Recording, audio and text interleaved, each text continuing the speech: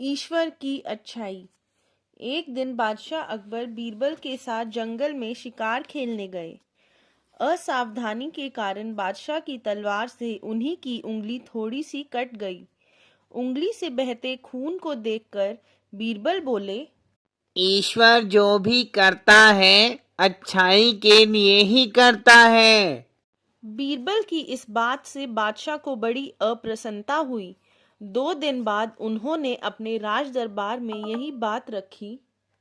दरबारी लोग तो पहले से ही बीरबल से ईर्ष्या करते थे। उन्हें बीरबल की निंदा का अवसर मिल गया। सभी अब नमक मिर्च लगाकर बीरबल की शिकायत करने लगे। उनकी बातों ने आग में घी का काम किया। बीरबल उस समय दरबार में उपस्थित नहीं थे। बादशाह ने बीरबल के लिए शाही फरमान जारी कर दिया। दीवान बीरबल कभी भी हमारे दरबार में हाजिर होने की कोशिश ना करें, ना कभी हमारे सम्मुख ही आए। बीरबल बहुत ही स्वाभिमानी पुरुष थे। ईश्वर ने उन्हें बुद्धि दी थी। बादशाह के इस आदेश से वे तनिक भी विचलित नहीं हुए। बीरबल ने उसी पत्रवाहक के हाथों जो फरमान लाया था, अपना खत भी उसे दे दिया। उसमें लिखा था, यह बादशाही हुक्म संभवतः अच्छाई के लिए ही हुआ है। यह पढ़कर बादशाह और भी अधिक क्रोधित हो गए। महीनों गुजर गए। दरबार में बीरबल के अनुपस्थित होने से बादशाह के कामों में विलंब भी होने लगा था। साथ ही सच तो यह था कि उनका मन भी नहीं बहलता था। किंतु इतने पर भी बादशाह ने बीरबल को बुलाने की कोई आवश्यकता नहीं समझी। उनका विचार था कि बीरबल खुद आएगा। वह क्यों अपनी बात को नीचा करे, आखिर वह बादशाह है। दृढ़ निश्चय बीरबल ने अकबर के दरबार की ओर मुंह उठाकर भी नहीं देखा। यदि अकबर बादशाह थे तो वह भी एक सूबे के राजा और पक्के हटी थे। समय के साथ साथ बादशाह को बीरबल के आने की कोई आशा नहीं रही। एक दिन बादशाह दिल बहलाने के विचार से कई दरबारियों के साथ शिकार खेलने गए। दैव योग से बादशाह अकबर अपने दरबारियों से बिछुड़ गए। जंगल में रास्ता खोजते खोजते वह जंगली आदिवासियों के हाथ लग गए। आदिवासी अपने देवता के आगे उनकी बलि देने की तैयारी करने लगे। मौत अकबर बादशाह की आंखों के आगे नाचने लगी।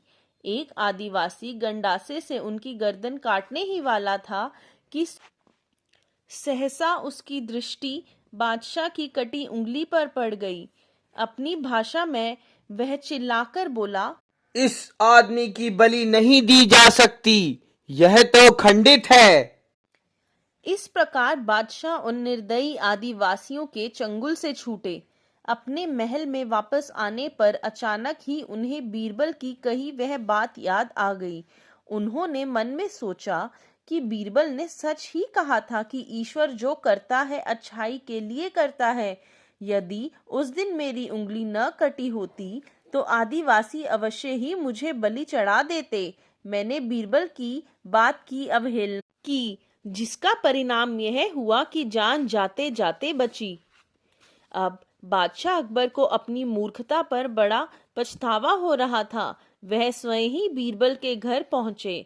बीरबल ने उन्हें पूर्ण सम्मान दिया और सत्कार पूर्वक उच्चासन पर बिठाया। बादशाह गदगद हो गए और बीरबल को गले से लगाकर भारी आवाज में बोले, मुझे मेरे अपराध के लिए क्षमा कर दो बीरबल। आप और गलती, राम राम राम, कैसी बातें करते हैं जहांपना।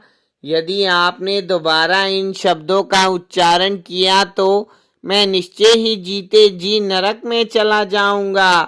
बीरबल ने अनजान बनते हुए कहा।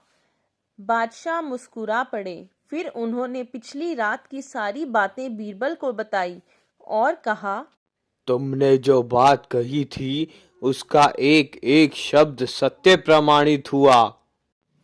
जब बीरबल चुप रहे तो बादशाह पुनः बोले, हमारे शाही फरमान के पीछे तुमने लिख भेजा था कि यह बादशाही हुक्म संभवतः अच्छाई के लिए ही हुआ है।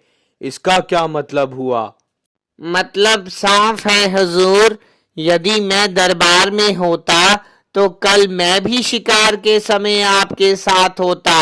आप तो खंडित थे, इसलिए साफ बच गए जाते, पर मैं बेमौत मारा जाता। बीरबल ने अकबर से कहा। बीरबल की इस होशियारी की बात सुनकर बादशाह बड़े खुश हुए।